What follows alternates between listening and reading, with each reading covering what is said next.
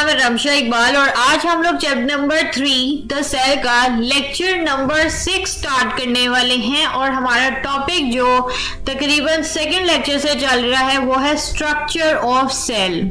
ठीक है, तो स्ट्रक्चर ऑफ सेल में अब हम लोग पढ़ रहे हैं ऑर्गेनेलीज, जो कि सेल के अंदर ऑर्गेनेलीज प्रेजेंट होती हैं। आज हम 3 ऑर्गेनेलीज को डिस्कस करेंगे और अब इस टॉपिक को जल्दी लेके चलेंगे, थोड़ा सा जल्दी अब वाइंड अप करेंगे क्योंकि बहुत लेंथी ये टॉपिक हो गया। ठीक है, तो गोल्जी अपरेटस है, लाइसोसोम है और माइटोकॉन्ड्रिया है। ठीक है, गोल्जी अपरेटस क्या होता है? अच्छा, अब जो हमारा साइटोप्लाज्म होते हैं ना, उसके अंदर कुछ इस तरह के स्ट्रक्चर्स होते हैं कि फ्लैटेंड सैक्स की तरह के वो स्ट्रक्चर होता है, यानी कि बिल्कुल फ्लैट की तरह। सैक्स का मतलब होता है कोई पाउच लाइक स्ट्रक्चर होता है, इस तरह का उनका स्ट्रक्चर होता है जो कि एक दूसरे के ऊपर चढ़ा होता है। उनके जो सैक्स होते हैं एक दूसरे के ऊपर स्टैक्ड ओवर हुए होते हैं, यानी कि एक दूसरे के ऊपर चढ़े हुए होते हैं। इस तरह का उनका स्ट्रक्चर होता है। ये जो सैक्स होते हैं इन्हें हम लोग कहते हैं सिस्टर्नी। ठीक है, और ये जब फ्लैटन सैक्स जब आपस में जो है वो कंबाइन करते हैं, यानी कि स्टैक्ड ओवर होते हैं एक दूसरे के, तो फिर एक स्ट्रक्चर बनाते हैं जिसे हम कहते हैं गोल्जी अपरेटस। और गोल्जी अपरेटस इटालियन फिजिशियन ने 1899 में, उसका नाम था कैमिलो गोल्जी, उसने अपने नाम से ही गोल्जी अपरेटस का नाम रखा था। ठीक है, इसने जो है वो ये डिस्कवर किया था। और गोल्जी अपरेटस जो है वो हमारे दोनों सेल्स में प्रेजेंट होता है, प्लांट सेल्स में भी होता है और एनिमल सेल्स में भी होता है। अब हम अगर इसकी फंक्शनिंग की बात करें, इसका क्या काम होता है? आपको पता है कि रफ एंडोप्लाज्मिक रेटिकुलम में क्या होता है? प्रोटीन्स की सिंथेसिस होती है, ऐसे ही है ना, क्योंकि उसके अंदर राइबोसोम्स प्रेजेंट होते हैं। अब राइबोसोम्स क्या करते हैं? प्रोटीन्स की सिंथेसिस कर देते हैं रफ एंडोप्लाज्मिक रेटिकुलम में। अब क्या होता है कि इन्होंने क्या करना होता है, गोल्जी अपरेटस ने यह करना है कि जो भी प्रोटीन्स की सिंथेसिस हुई है इसने आगे से उसको मॉडिफाई करना होता है।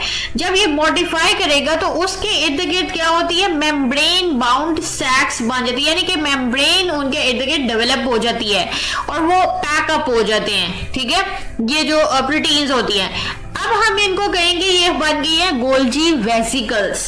ठीक है, प्रोटीन्स की जब मॉडिफिकेशन हो गई है तो ये क्या बन गई है? प्रोटीन अब क्या बन गया? Golgi vesicles. अच्छा, अब ये जो मेम्ब्रेन बाउंड सैक्स है जिन्हें हम लोग गोल्जी वेसिकल्स कहते हैं, ये जो है वो या तो ये बिल्कुल सेल के अंदर प्रेजेंट हो सकते हैं, यानी कि सेल के अंदर रह सकते हैं, तो या फिर इसको हम लोग सेल के बाहर भी भेज सकते हैं। लेकिन जब बाहर भेजना है तो as the form of secretions हमने जो है वो बाहर इसको भेजना होता है, यानी कि गोल्जी अपरेटस ने भेजना होता है। ठीक है, असल में बात ये होती है। तो अब क्या हो रहा है कि ये जो गोल्जी वेसिकल्स हैं या तो ये सेल के अंदर रह रहे हैं या ये सिक्रीट हो रहे हैं आउट ऑफ द सेल। ठीक है, अब हमारे पास ये जो लाइसोसोम है, नेक्स्ट हमारे पास जो ऑर्गेनेली आती है, ये भी थोड़ी सी गोल्जी अपरेटस से रिजेंबल करती है। ये जो होती है लाइसोसोम, ये डिस्कवर किया था बेल्जियन साइंटिस्ट ने, क्रिश्चियन रेने डी ड्यूफ, इसने जो है वो ये डिस्कवर की थी लाइसोसोम। अच्छा, इसने क्या कहा था कि ये भी स्मॉल है, मेम्ब्रेन बाउंड वेसिकल्स हैं। अब ये कौन सी वेसिकल्स हैं? ये वो वाली वेसिकल्स होती हैं जो कि गोल्जी अपरेटस ने, आपको पता है कि जब उसने, आपको पता है ना कि इसमें कुछ वेसिकल्स ऐसी होती है जो कि सेल के अंदर रहती हैं, अभी मैंने आपको बताया है। ठीक है, अब ये जो सेल के अंदर रह रही है ना, जो मेम्ब्रेन बाउंड वेसिकल्स हैं, वो हमारे पास अब हो गई है ये लाइसोसोम। ठीक है, जो सेल के अंदर स्टे कर रही हैं। अब ये जो लाइसोसोम्स होते हैं इसके अंदर क्या होते हैं? डाइजेस्टिव एंजाइम्स भी प्रेजेंट होते हैं।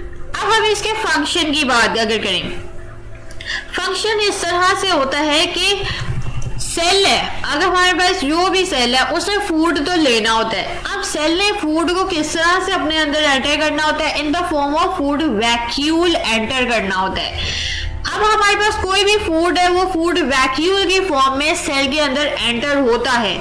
लाइसोसोम ने क्या करना है? उस फूड पार्टिकल के साथ जाके फ्यूज कर देना, यानी कि उसके साथ जाके जुड़ जाने।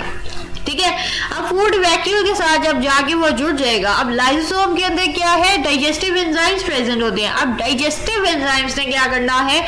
जो भी फूड होगा उसकी ब्रेक डाउन करनी होती है। जो भी वैक्यूल के अंदर क्या है फूड होता है उसकी ब्रेक डाउन करनी है, क्योंकि ये डाइजेस्टिव एंजाइम्स है, यानी कि इन्होंने क्या करना है? डाइजेस्ट करना है। ठीक है, उसके अलावा लाइसोसोम का एक और रोल यहाँ पे लिखा हुआ है। लाइसोसोम के अंदर कुछ ऐसे एंजाइम्स भी प्रेजेंट होते हैं कि अगर तो कोई सेलुलर वेस्ट भी सेल के अंदर बनते हैं तो ये इनके अंदर इस तरह के एंजाइम्स भी होते हैं कि उन सेलुलर वेस्ट की भी ये ब्रेक डाउन कर लेते हैं। ठीक है, इसके अलावा ये आता है कि कभी कभार सेल के अंदर कोई डैमेज्ड ऑर्गेनेलीज भी एंटर हो जाती हैं, तो ये क्या करती है लाइसोसोम्स उनकी भी ब्रेक डाउन कर सकती है। इसके अलावा एक और रोल ये भी आता है कि लाइसोसोम क्या करती है, कभी कभार कुछ मॉलिक्यूल्स जो सेल को चाहिए हो बाद के लिए, ठीक है, लेटर यूज के लिए अगर चाहिए हो, तो ये क्या करते हैं लाइसोसोम उनको भी स्टोर, उन मॉलिक्यूल्स को भी स्टोर कर सकता है। ठीक है, तो ये हमारे पास अभी तक जो हमने देखा है गोल्जी अपरेटस देखा है और लाइसोसोम देखा है। आपको पता लग गया गोल्जी अपरेटस का क्या रोल है, उसने गोल्जी वेसिकल्स बनानी है जो कि मेम्ब्रेन बाउंड सैक्स होती हैं। गोल्जी वेसिकल्स या तो वो सेल के अंदर रहेंगी या बाहर चली जाएंगी। अब जो सेल के अंदर रहेंगे वो क्या होती है, वो लाइसोसोम्स बन जाती हैं जिसके अंदर डाइजेस्टिव एंजाइम्स होते हैं और उसने क्या करना होता है, फूड की ब्रेक डाउन करनी होती है। ठीक है, अच्छा, नेक्स्ट हमारे पास आता है ऑर्गेनेली जो आती है वो है माइटोकॉन्ड्रिया, जिसे हम लोग कहते हैं power house of the cell. ये मोस्ट इंपॉर्टेंट एमसीक्यू है कि power house of the cell कौन सा होता है, ये माइटोकॉन्ड्रिया होता है। पावर हाउस हम इसे इसलिए कहते हैं क्योंकि यहाँ पे एनर्जी की प्रोडक्शन होनी होती है। ठीक है, इसके अलावा अगर हम इसके रोल की बात करें तो ये रिएक्शंस परफॉर्म करता है एरोबिक रेस्पिरेशन के। अच्छा, दो तरह की हमारे पास सेल के अंदर हो सकती है रेस्पिरेशंस, इसमें आती है एरोबिक रेस्पिरेशन और दूसरी आती है एनएरोबिक रेस्पिरेशन। दो तरह की होती है। एरोबिक रेस्पिरेशन वो वाली होती है जिसमें ऑक्सीजन यूज की जाती है ताकि फूड की ब्रेक डाउन की जाए, यानी कि ग्लूकोज की ब्रेक डाउन की जाए। ठीक है, अब जब ऑक्सीजन यूज हो रही है, फूड की ब्रेक डाउन हो रही है, तो उधर से क्या होती है, एनर्जी रिलीज होती है। किसकी फॉर्म में होती है, एटीपी की फॉर्म में होती है, एडिनोसिन ट्राइफॉस्फेट की फॉर्म में एनर्जी रिलीज होती है जैसे ही फूड की ब्रेक डाउन होती है। एरोबिक रेस्पिरेशन में क्या होता है कि ऑक्सीजन की यूटिलाइजेशन होती है, लेकिन एनारोबिक रेस्पिरेशन में ऑक्सीजन यूज नहीं होती। ठीक है, अच्छा, अब माइटोकॉन्ड्रिया की अगर हम बात करें तो ये भी डबल मेम्ब्रेन बाउंडेड ऑर्गेनेलीज होती हैं, यानी कि अब ये मेम्ब्रेन बाउंडेड ऑर्गेनेलीज है तो ऑब्वियसली ये प्रोकैरियोट्स में प्रेजेंट नहीं होगी, तो ये सिर्फ और सिर्फ यूकैरियोट्स में प्रेजेंट होती है। अब इसके स्ट्रक्चर की अगर हम बात करें तो इसमें ये आता है कि इसका स्ट्रक्चर इस तरह से होता है कि इसकी जो सबसे बाहरी वाली लेयर होती है, आउटर मेम्ब्रेन होती है, वो बहुत स्मूथ होती है और जो इनर वॉल होती है उसके अंदर बहुत ज्यादा फोल्ड्स प्रेजेंट होते हैं। ठीक है, उसका स्ट्रक्चर इस तरह से होता है, अंदर कुछ फोल्ड्स प्रेजेंट होते हैं जिसे हम कहते हैं क्रिस्टी, और ये फोल्ड्स क्या करते हैं, सरफेस एरिया को इंक्रीज करते हैं। माइटोकॉन्ड्रिया का जो सरफेस एरिया है उसको ये इंक्रीज कर देते हैं ताकि एरोबिक रेस्पिरेशन ज्यादा अच्छे तरीके से हो जाए। ठीक है, ये इसका क्रिस्टी का रोल होता है, इसलिए उसका स्ट्रक्चर ही ऐसा होता है। अच्छा, अब क्रिस्टी के अंदर क्या होता है, कोई फ्लूइड लाइक मटेरियल भी प्रेजेंट होता है जिसे हम कहते हैं मैट्रिक्स। इसके अलावा अगर हम बात करें माइटोकॉन्ड्रिया की तो इसके अंदर क्या होता है कि अपने इसके डीएनए भी होते हैं और अपना ही इसके वो होते हैं राइबोसोम्स होते हैं। तो यानी कि यहाँ पे एनर्जी की जो प्रोडक्शन हो रही होती है वो इस तरह से भी हो सकती है और प्रोटीन की सिंथेसिस भी हो सकती है क्योंकि यहाँ पे भी राइबोसोम्स प्रेजेंट है।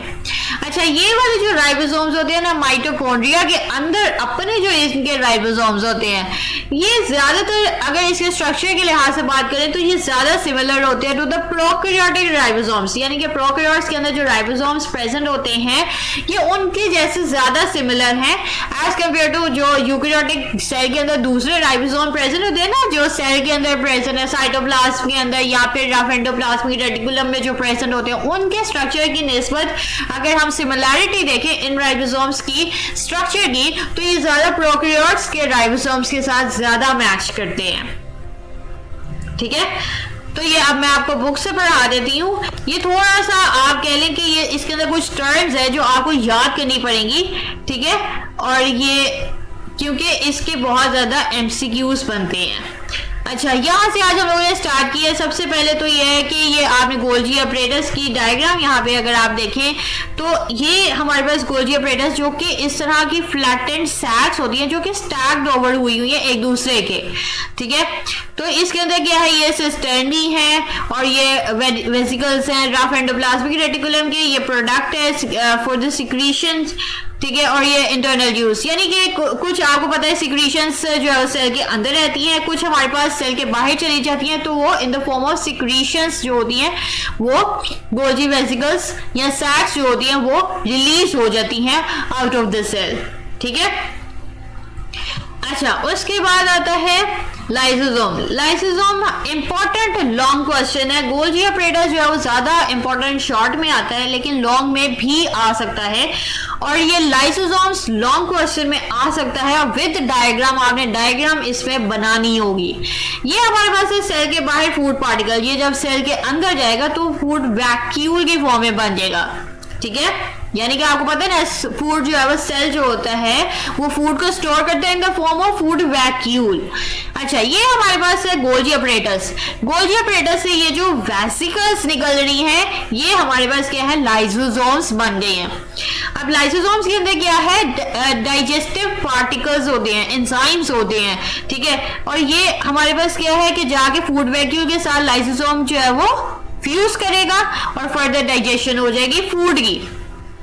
इसके अलावा अगर हमारे पास सेल के अंदर कोई डैमेज्ड ऑर्गेनेली चली गई है तो लाइसोसोम उसकी भी डाइजेशन कर देगा, ब्रेक डाउन कर देगा, क्योंकि उसके अंदर डाइजेस्टिव एंजाइम्स प्रेजेंट होते हैं। ये आपने पूरी डायग्राम बनानी होगी पेपर में, ठीक है। उसके बाद माइटोकॉन्ड्रिया, इसका ये power house of the cell है, ये मोस्ट इंपॉर्टेंट एमसीक्यू है। इसके अलावा ये जो पूरा टॉपिक है ये भी विद डायग्राम लॉन्ग में भी आ सकता है, शॉर्ट में भी आ सकता है, और गोल्जी ऑपरेटर्स भी लॉन्ग में आ सकता है, उसकी भी डायग्राम लाजमी करनी है। अच्छा, इस चैप्टर की आपने सारी डायग्राम्स याद करनी है।